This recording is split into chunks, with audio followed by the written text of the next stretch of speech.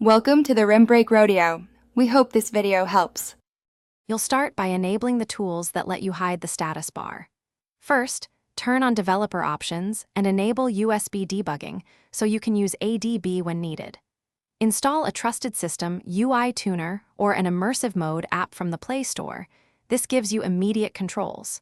Once done, connect to a PC if you plan to use ADB commands for permanent changes. Make sure you accept any debugging prompts, otherwise your device won't accept commands. Now apply immersive mode for the specific game. If the app supports it, toggle its full screen or immersive setting and launch the game.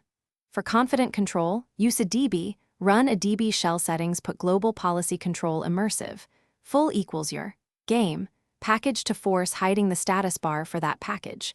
After issuing the command, start the game and verify.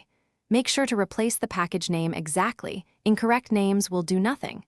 If necessary, reboot the phone to ensure system services pick up the change.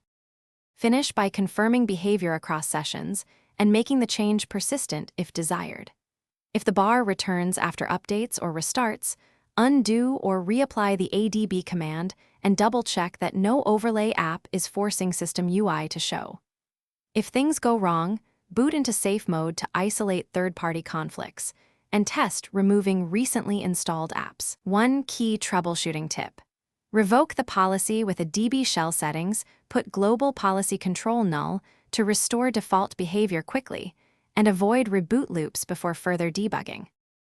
Thanks for watching. Consider subscribing if we helped you.